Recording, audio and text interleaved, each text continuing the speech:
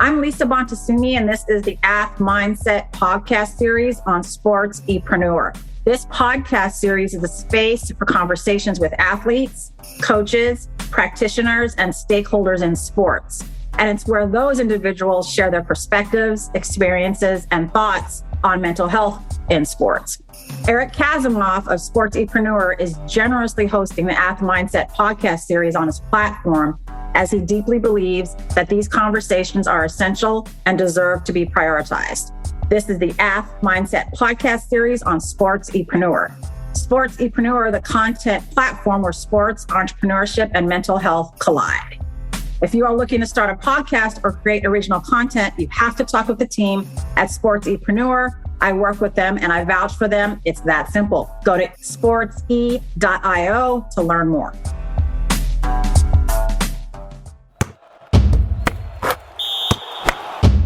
Aletha, oh my God, I can't believe we are finally laying eyes on each other. I know, after all these months, to actually see you and like your face is moving. Exactly. And I get to see your expressions. But Aletha, in an informal way, but you are Dr. Aletha R. Cherry. And I know that you are a woman of many, many gifts and identities who served multiple roles in your life. How would you describe yourself to a group of people who haven't had the pleasure to meet you yet? Oh, goodness. Well, I usually start off with letting them know that I see myself as African American woman of Latina descent. I see myself as a change agent, and I see my purpose is to be one where I'm not the voice for the voiceless, but I am a platform for people who will be able to speak more. So I look forward to change agency and the responsibility we have for our community. With that, I am also the education ambassador for the United States of America and the Federative Republic of Brazil. And in this capacity, I am not only the mother of a polo player, but I am also the designated campus liaison for Morehouse Polo Club. Wow. And much more, I'm sure. Oh, definitely. Yes. That's a lot. Well, I mean, I want to hear about what an education ambassador does. You said for the UN and Brazil? Well, for the United States and Brazil, yes. Tell me what that means, or what does that entail? Oh, yes, sure thing. So I am a part of an organization called Partners of the Americas. It was started by President Kennedy as a way to connect North American provinces and states with Latin American countries and states as well. It was a part of something called the Alliance for Progress, which was not successful. However, Partners has remained. There are, I believe, 88 chapters, and there are a number of student chapters. I live in Georgia, in Atlanta, in the Atlanta area. And side note, I'm super happy about our political results right now. But anyhow, Georgia is partnered with a state in Northeast Brazil called Pernambuco. And I was able to visit Pernambuco in 2019 before the pandemic. I was able to connect with a number of educators and a number of community agents who live in Recife, which is the capital. And as a result of the partnership that we have in Pernambuco, as well as some of the work that I was able to participate in South Central Brazil at the Federal University of Goiás in Goiânia, I was given that designation. That pretty much means that when there are people who want to do some type of partnership here in the United States, they contact me and I'm able to connect them with an organization or an individual here. The most recent one that I'm working on right now is to get a group of football fans in Brazil and actually in Pernambuco to connect with Footy Mob, which is it's kind of like the pep rally group, the community support group of Atlanta United, which is part of our soccer team here. That's so cool. Yes. And close to my heart because soccer is my thing. Okay.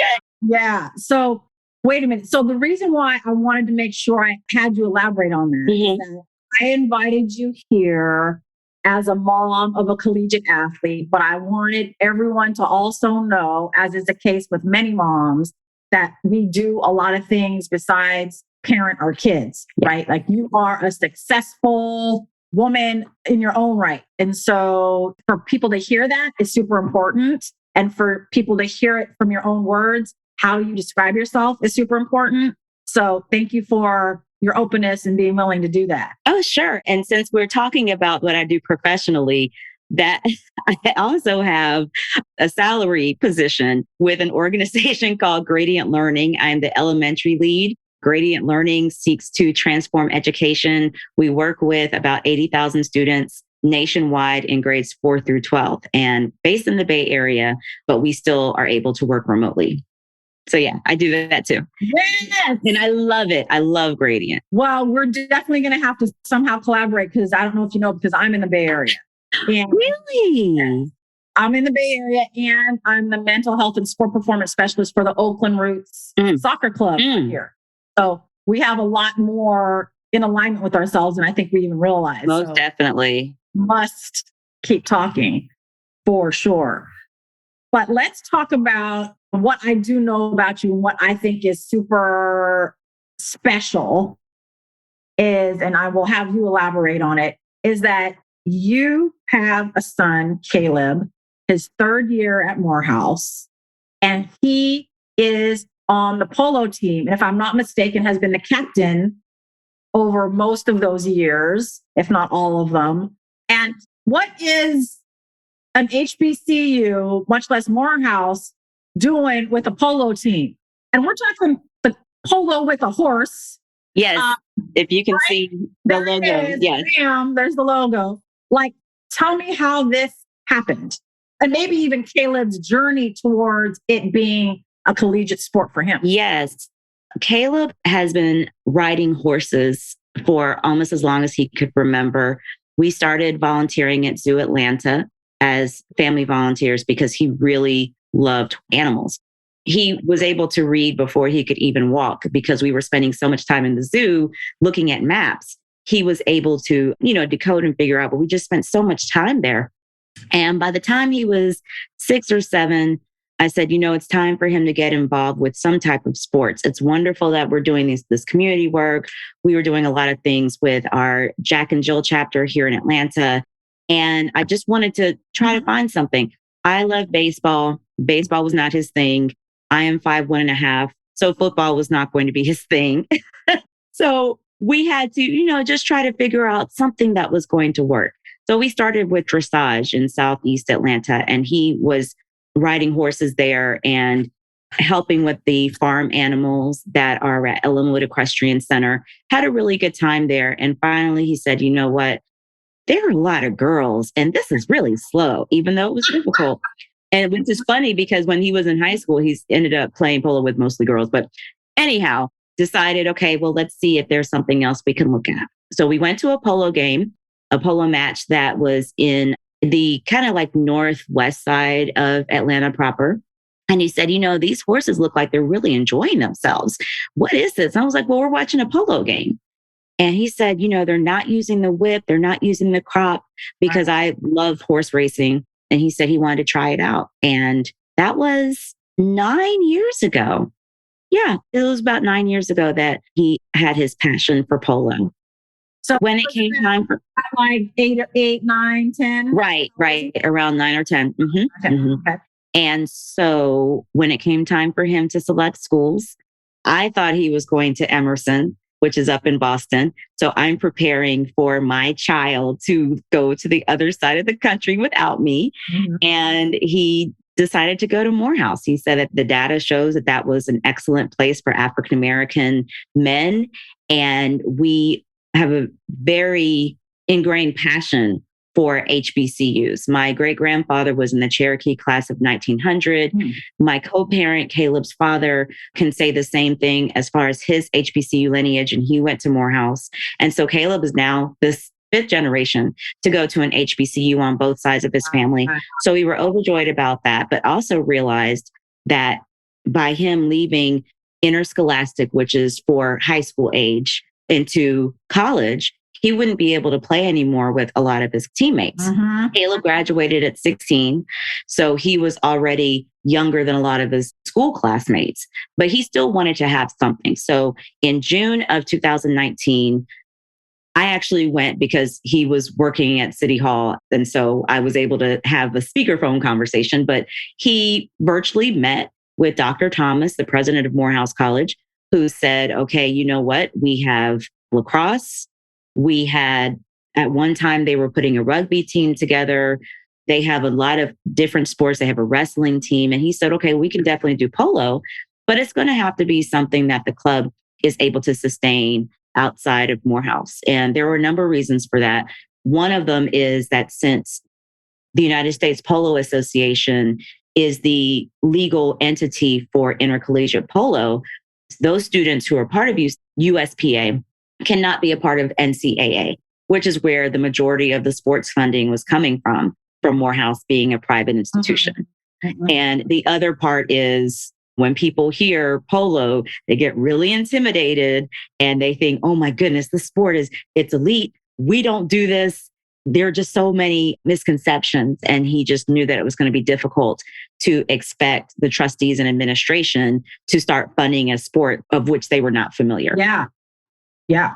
But and so he did it. So yeah, I mean, exactly. And so we both know that polo is a non-traditional African-American sport, and Morehouse is a historically Black college. How did he have people join? Like the team, was it also non-Morehouse students because it was a club level, or like, how did that work?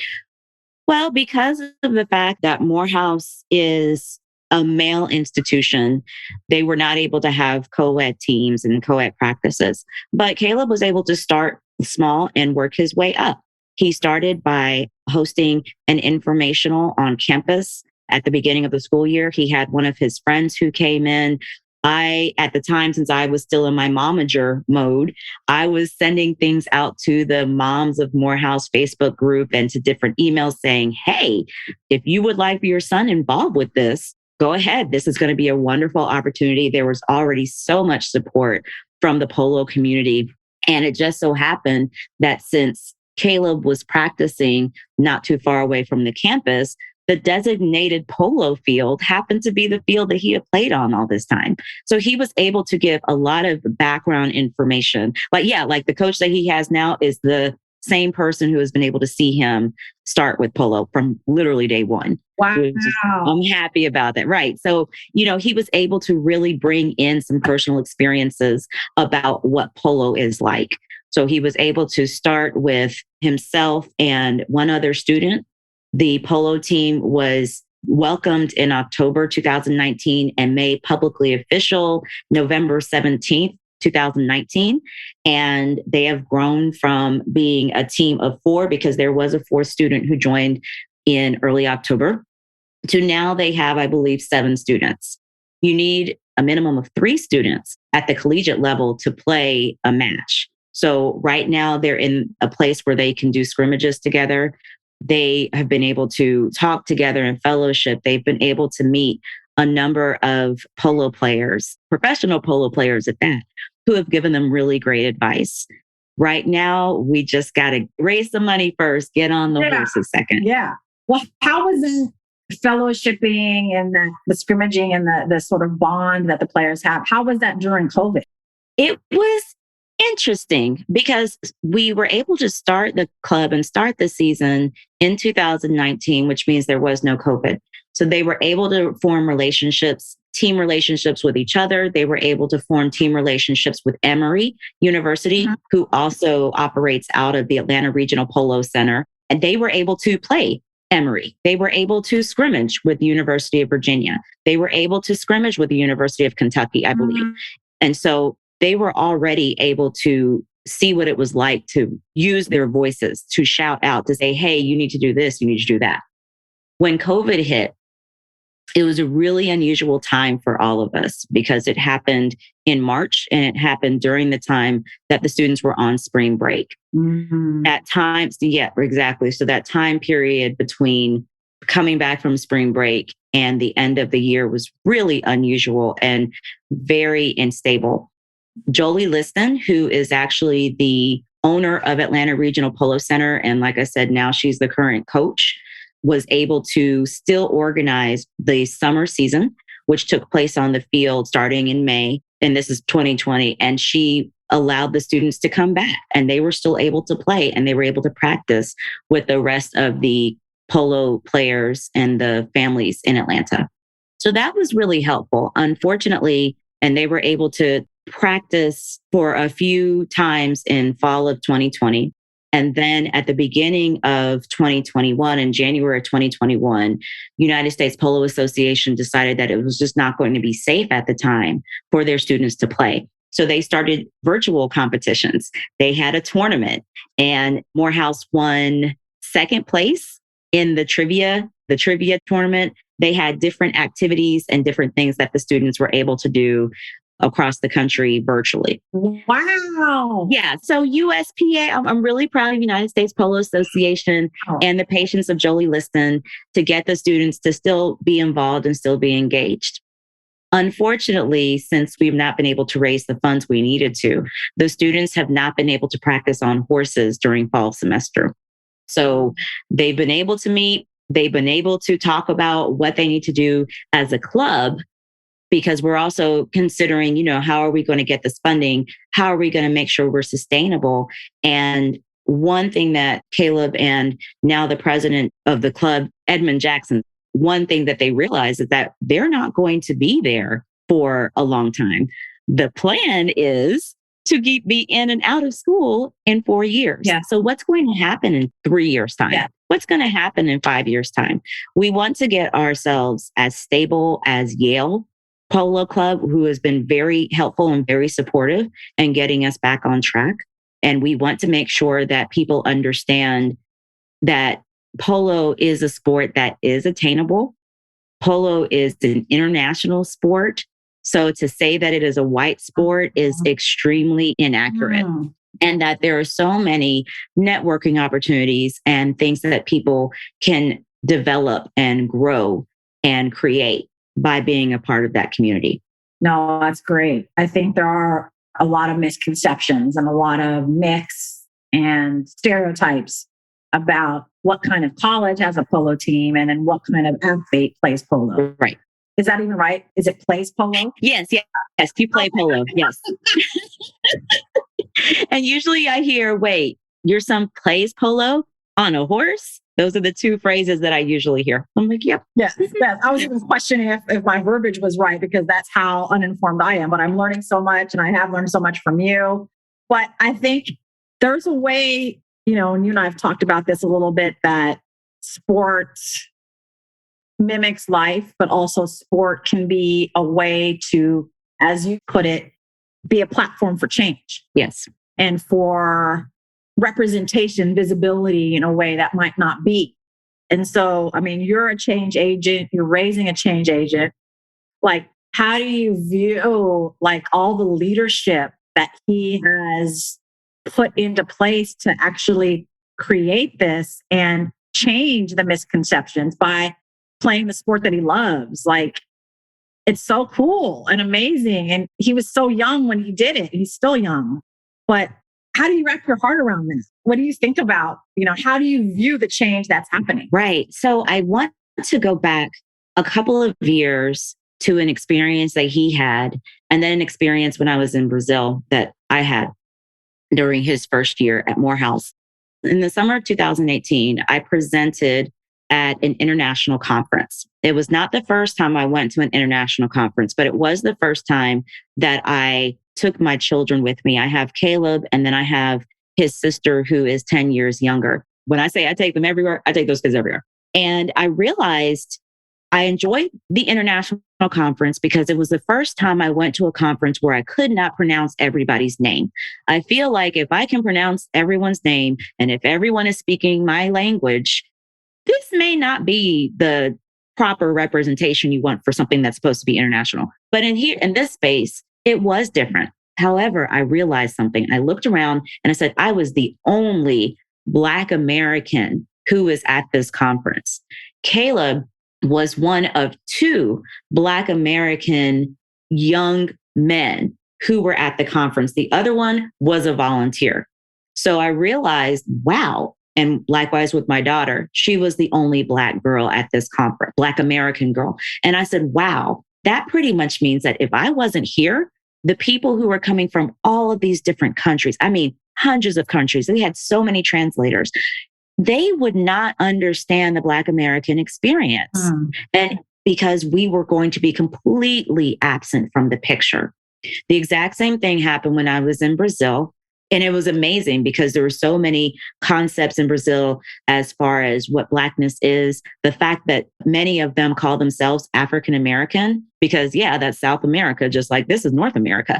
They call themselves African American. But again, I was still the only Black American from the United States at this conference. And again, I was like, if I wasn't here, there would be no representation. So Caleb has seen these things and he has seen what it's like to realize, wow, if we don't hold this space, we would be completely absent from the picture. And I believe that having his experiences as a teen officer and then a regional teen officer within Jack and Jill, and also having these moments where we get to travel and we get to take trips, like we went to Cuba in 2017 and people were like, oh, wow, because we weren't tourists. Well, we were tourists when you think about it, but we weren't on a cruise. We weren't in a hotel. We were staying at somebody's house and the power was going out every day. But just being able to see and people were able to talk to an African-American teenager for the first time in their lives. I think having those spaces has had Caleb realize, you know what, if I don't do it, it may not get done. And it's kind of, I don't want to say forced him, but it's kind of guided him to say, hey, this is something I love, guys. Hey, you're going to be on the field and you may want to learn another language if you're not fluent, because when these people are in it, they're not going to speak English if it's not their primary language. They may be telling you to look out for a ball in Igbo. They might be talking to you in Spanish.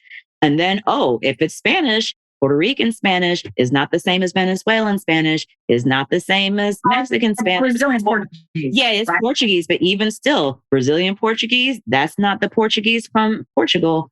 Spanish is going to be different in Argentina, and Argentinians are ruling the game right now. Yeah. So just realizing that there are going to be so many dynamics with language and so many dynamics with visibility are things that I think has really helped Caleb with those leadership skills. No, that's amazing. Those are life-changing experiences. Definitely. Able to travel, be at these and you know that. You know, that's why you took them. I mean, a big part of why you took them. Right. Maybe necessity too, because that's the life that we live sometimes. But like, what a way to educate. It's not in the classroom. This is experiential. This is living it. It's being in it. It's being immersed in it. Yep. I was just about to say experiential learning. Sometimes that's the best way for us. I think so. I think so. And we remember it. It sticks more than just like a cognitive process. It's like a full holistic experience that sticks with you. Right. And one thing I love, and here's my educator. Put it on. You said experiential learning. I was like, yes, that's it. But one other thing that I appreciated about our experiences, and not taking anything away from people who do the guided tours and things like that, but it forced us to develop relationships.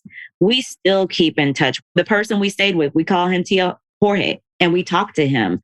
The person back in 2017, at the time my daughter was 4, she still remembers them. Why? Because we keep in touch. As far as the people who I connected with in Brazil, some of them are my closest friends, and we're still able to talk about our experiences. And Caleb can say, oh, well, if I need to ask somebody about something that's going on in Lagos, I can just pick up my phone. I can just check my email and talk to somebody. Those relationships are so important, so important. Very, very invaluable. And even they're still so young, but who knows what it can become as you continue to nurture them, give to them, receive from them. It's just really amazing. Yeah. And people travel differently and experience it differently. But I think what you're talking about is coming in with that humility that you want to learn, that you don't want people to adapt to you because you're American, that you want to go in and learn and immerse and be involved. That like the world does not revolve around the USA. I gotta put my emoji up. Yes.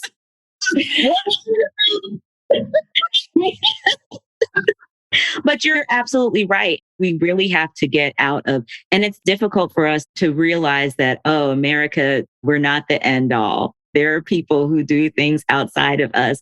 And since I have it in my head about education in Cuba, I'll go back to that experience. And I did decide on one day, I was like, we're going to be tourists. We're going to take the classic car and we're going to do the little official tour and go to these places, which was an experience with itself. It wasn't, what I was dealing with in the neighborhood, but it was cool. And one of the questions I asked the tour guide was, when did you allow women to go to school? And she was insulted. I had to apologize, but she was insulted because she said, what do you mean? We've always been allowed to have education. And I had to explain to her, I said, well, in the United States, in our Ivies, that wasn't always the case. And she was just so surprised. She was like, we've always been. And that's also why Havana doesn't have a lot of statues dedicated to a group of women. They don't acknowledge a group of women because the women are in the statues. The women are in the history. The women are already included. So there are some things that we can learn. Absolutely. United States of America. There's some things we can learn.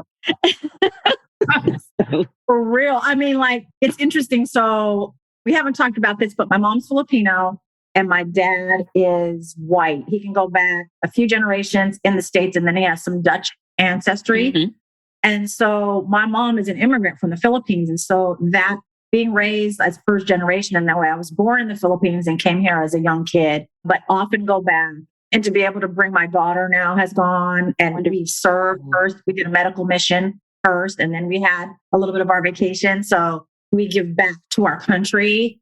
It's super important. And I think that as a mixed race person, you go through that identity sort of process / potential crisis when you're in your like teenhood, early adulthood. And when I went away to college, I didn't have that bridge of my mom like attached to me, like, oh, if you're Cynthia's daughter, then you are Filipino. So we get that. But like going to college, you don't got your parent right there. And so everybody was like, who are you and where do you fit? And I tried to go to the Filipino places. They said, no, La Raza and BSU's over there. I'm like, huh? Oh, wow. Like, yeah. To not be seen by my own people was quite the experience. But what happened though was that a group of people that were not of my biological makeup were the ones who showed me love, who showed me acceptance, who opened their homes to me. And that's the African-American people. My work study boss was African-American. She still is. She's still alive, Christine. And she invited me to her home, into her church, into her children's lives. And she was my second mom away from home. And so I've learned so much about the culture and the people. I pledged Delta Sigma Theta Sorority Incorporated. Okay. And so like... I did not, but it's okay. This is the only color of this you'll ever see me near, but that's okay. You don't need to tell me what you did. So anyway... But in some ways, not that I needed it, but formalized my ongoing commitment to African-American people, African-American community. And so when I talk about this, I feel like you're my sister. Yes. And even though we don't share the same biology. And so when I'm talking about these things, it's so, so important. And so I guess I say all that to say that I just really appreciate who you are and the humans that you're raising and the impact that you're making. I mean, not just in your communities, but globally, really. Yes, I really appreciate that. Thank you. And another time I would love to be back on so we could talk about the dynamics between the Asian Pacific Islander community and the African American community, because there are pockets where we depend on each other in the most necessary of ways. It's not what the media, I don't want to say anything bad about media because media can be used for good, as we can see, but there's a misconception that we are constantly at conflict with each other. And no, that's not everybody's experience at all. We know where that's coming from. Oh, of course. Yeah. Of course we know that. But to dig in and dive into that would be awesome. Mm-hmm. Would be awesome. So when we talk about like Kayla being able to navigate his collegiate world. I mean, his childhood up to then with your guidance, and you're still guiding him through his collegiate career, but such leadership, such innovation, such creativity. How does he stay mentally healthy? Like, what does he do? And what maybe do you do as a family to prioritize that and make that happen and pour into that for yourself? Yes. So I'm going to show our vulnerability, but I've realized that the more we talk about situations and the more we're able to normalize situations, the better we will all be. Yes. I was diagnosed with depression and anxiety some years back. Like I said, my co-parent, who is like the most awesome person in the world, he struggles with addiction issues with alcohol.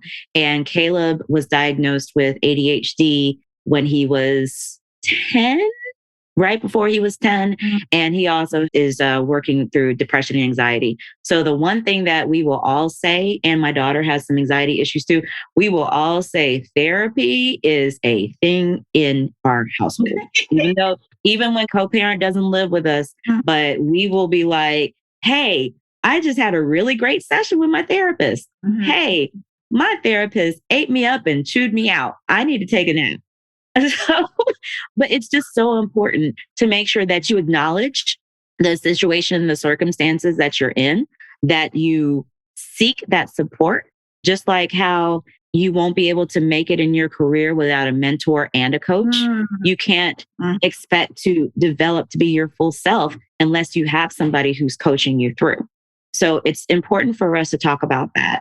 Those are situations that unfortunately we see a lot in both of our communities, but especially with our African-American males, boys and men, we see a lot of those situations where they need that coaching and they need that support. And unfortunately, they don't have it. One of the first things that we did after we found out that Caleb was going to Morehouse, and his dad was here for this, now I think about it, is that we went to see his campus advisor. We actually met his campus advisor in May. And then as soon as we left the campus advisor, we went to the disabilities counselor and we got a chance to meet the disabilities counselor in May. So even before he was able to talk with the president about Polo, even before he got on campus, we were talking, making sure that there was open dialogue. Because of the fact that I went to Spelman and marched at Morehouse, I know a lot of the people who are on campus. So therefore, there were a lot of people already on campus who knew Caleb, who were able to create this village for him that lets him know that he is not siloed, he is not by himself, and there are people he can lean on. Now, is he always leaning on them? Is he always reaching out to mentors and people like that? No, because he's 19 and we shouldn't expect, as soon as you give a solution, we shouldn't expect, okay, we got it. It's done. Right. That's just like how, yes, I know that this Brazilian soda that's next to me has a lot of sugar. And my doctor said, don't drink it. But guess what I'm about to do as soon as we finish? So there are just a couple, there are just some things that you shouldn't expect your students, especially since we're talking about our student athletes. We shouldn't expect it to be done, boom, overnight change. It doesn't work like that. And especially when you have those athletes who have not only their sport as a way to release a lot of that tension, a lot of that anxiety, it gives them a chance to change those brain patterns to something more calming. And then to have to experience a pandemic where you're not necessarily able to, we have to remember that it's going to be a process and it's not going to be a cakewalk. That's one thing that I will say as far as mental health and the pandemic, going back to what you said about COVID, it has been really difficult to realize that, wow, we can't just get up one morning and go down the street. No, you got to make sure that your COVID test is here. Unfortunately, my daughter tested positive and she was sick from October to November. Right. This is her first full week back to school since mid-October. So, just realizing, you have to do this, you have to do this. You got to make sure that people have their masks on. You got to make sure that they're vaccinated. If you're not vaccinated, well, that might change my whole riding schedule. It might change what I'm going to do. As far as fundraising, it's been really difficult trying to fundraise when you can't see the students on a horse. And having the meet and greets and having things happen. For example, I'm not allowed on campus because they're only allowing faculty, staff, and students on campus. So having major sponsors come on campus, yeah, that's not going to happen right now. So things like that really make sure you understand that looking at mental health is a very important thing right now. And thank you so much for everything you said, especially the vulnerability of sharing your family's experience. I think that's so important. Not everybody does.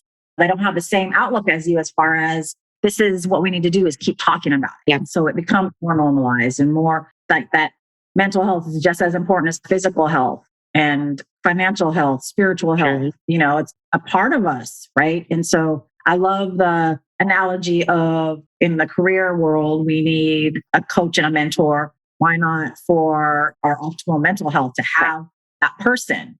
And really what you're talking about is having a relationship who has an expertise, someone who has an expertise in that area of your well-being. You know, your career is an area of your well-being. So you have an executive coach, business coach there. And then why not someone who's coaching you through your emotions, your behaviors, your thoughts that help you make the best decisions for yourself and your family. Right. So I love the way you were talking about that. It's so important. And I think that I know, as you know, that even when you have a mental health diagnosis like yourself or your children or your co-parent, that there's a continuum even within the diagnosis of functioning, right?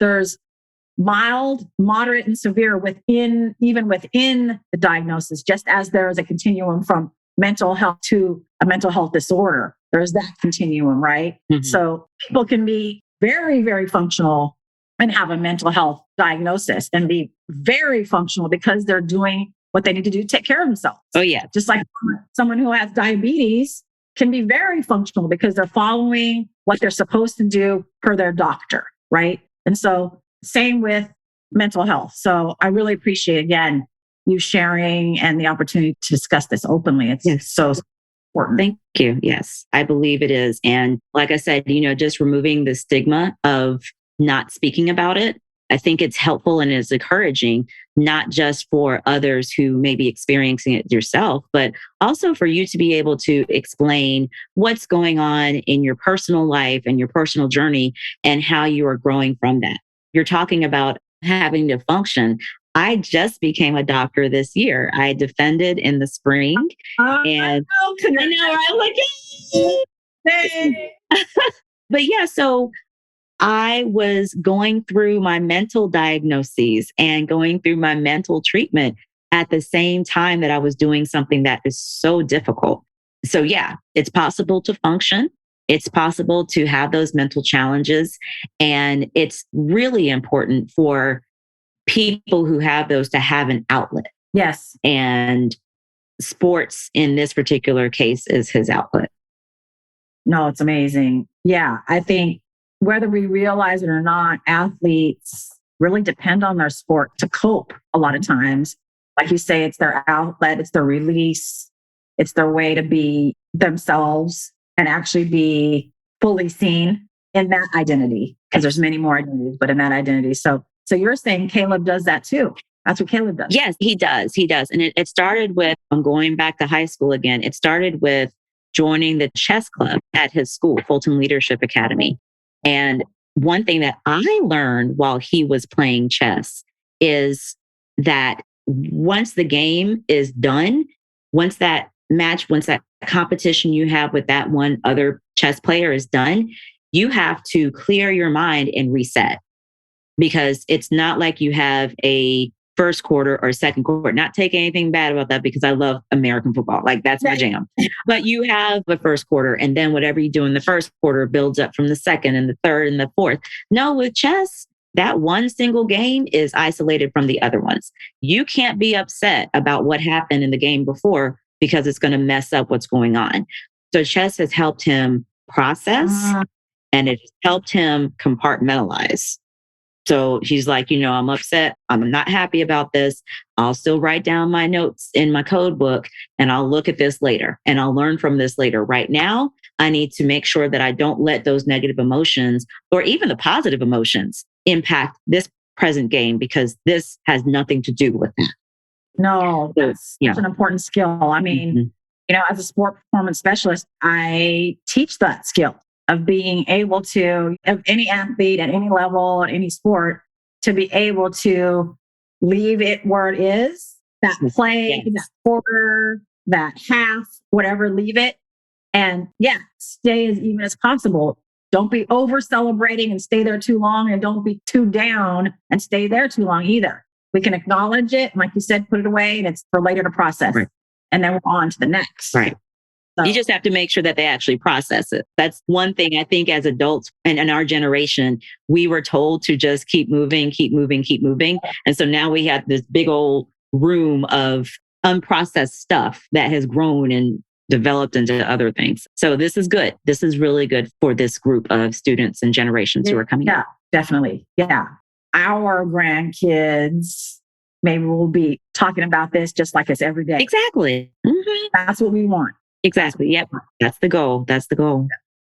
So what do you do you and your family, what do you do on a regular basis to make sure that your mental health is as solid as possible? Are there any rituals, routines, or like things that you do? Okay, so I can talk about pre-pandemic and I can talk about pandemic and then I have to talk about post-PhD because all of those are very different. Yeah. Right?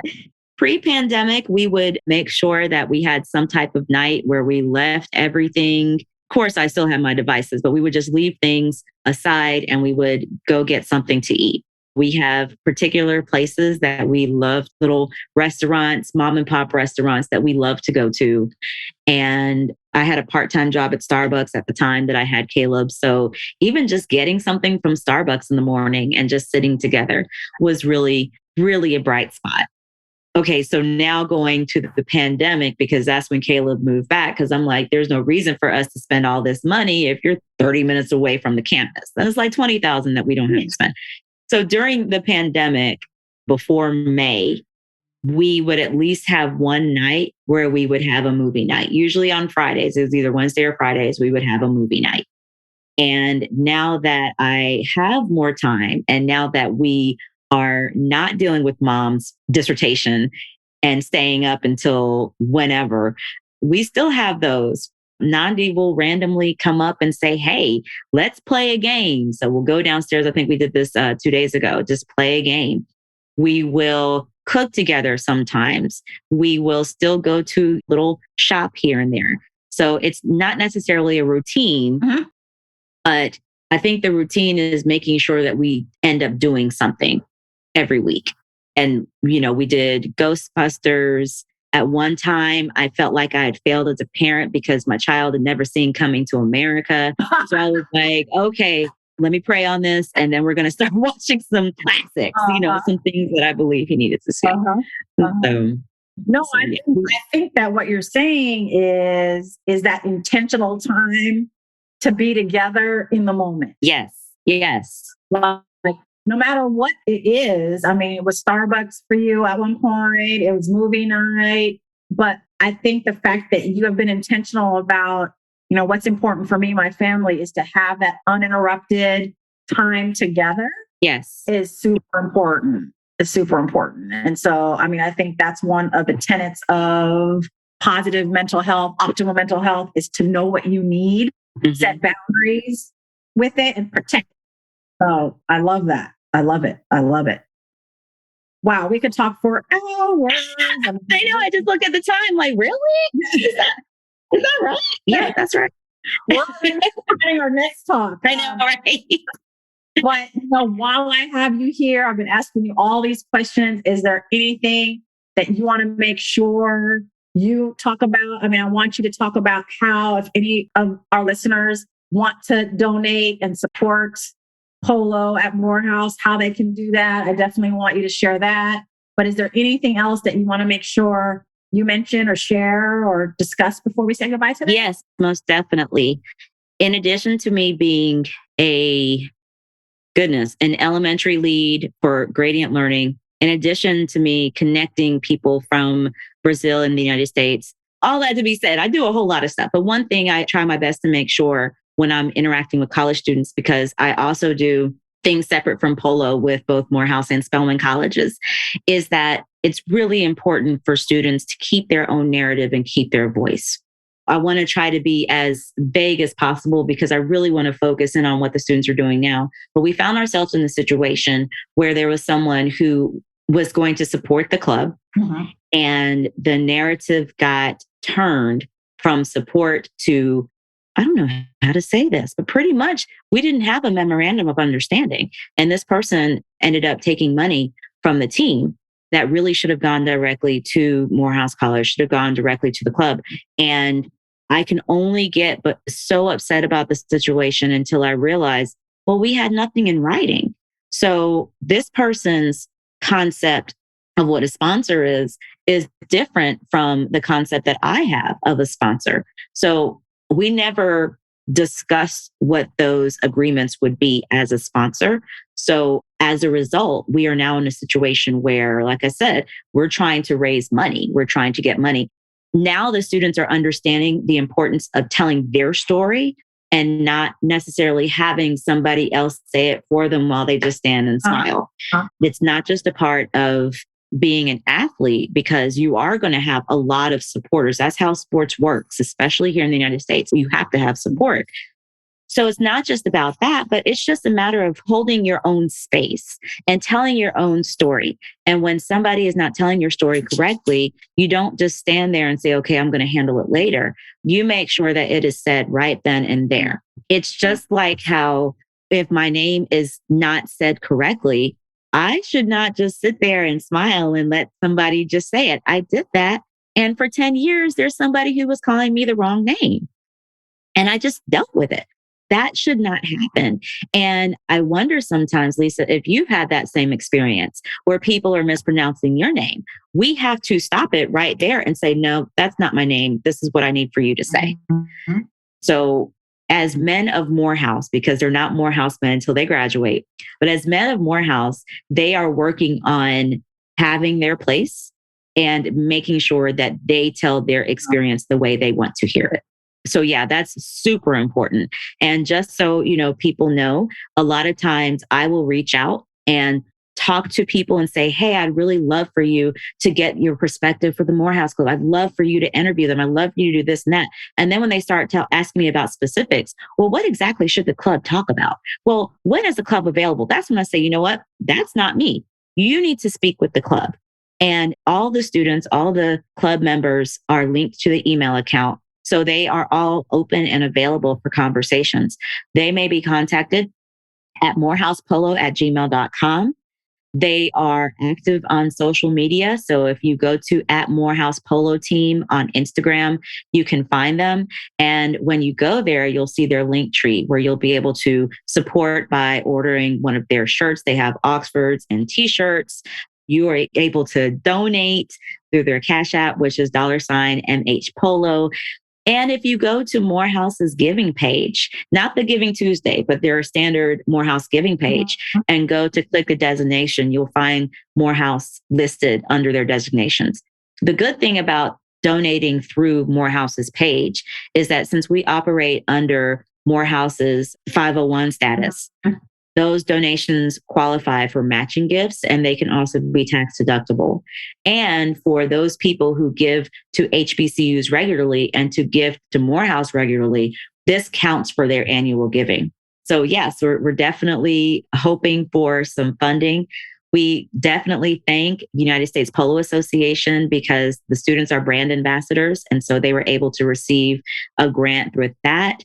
Dick's Sporting Goods will be premiering some information about Morehouse College pretty soon. So we're happy to have that support, but we definitely need more support to just have something that is sustainable for after these students leave. Absolutely. No, I'm sorry. After these students matriculate and become Morehouse men. Had to make sure I use that word, matriculate. Matriculate. Yes. Oh my God. That was all really super important. Thank you for sharing all that. And I think it's another example of how we learn. Mm-hmm. We learn when we feel something that isn't right. And we want to understand it and empower ourselves to be curious and to be like, what's that feeling in my stomach? Like, I don't fully think that's right for me or fully agree with what's being said about me. And so to trust that and to want to know more about that feeling. Yes. And to know more about yourself. And that's all so important. And I think I might pick up one of the polo shirts that sounds attractive. Yes. I add a couple to people's stockings. You never know, but like, I'm going to check it out for sure because it means a lot that you're there. And it means a lot that you stay there even after Caleb matriculates. Yes.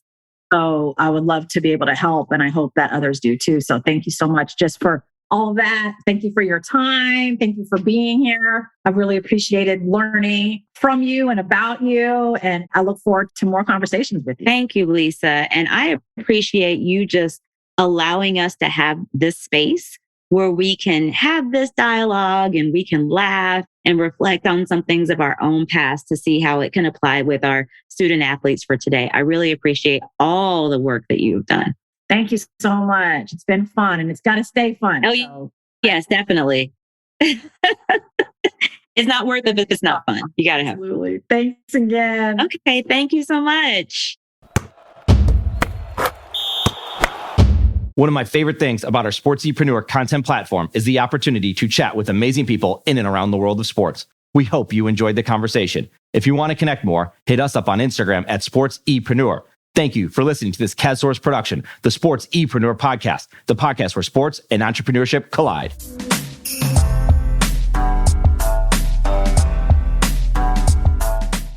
Sportsepreneur is a content platform, a collaborative team, and a marketing brand that is all about showcasing leaders and difference makers in and around the world of sports. While we create our own content, we also create content with you. This includes collaborative content and exclusive content for your brand. Think podcasts, blogs, social media, and overall content strategy.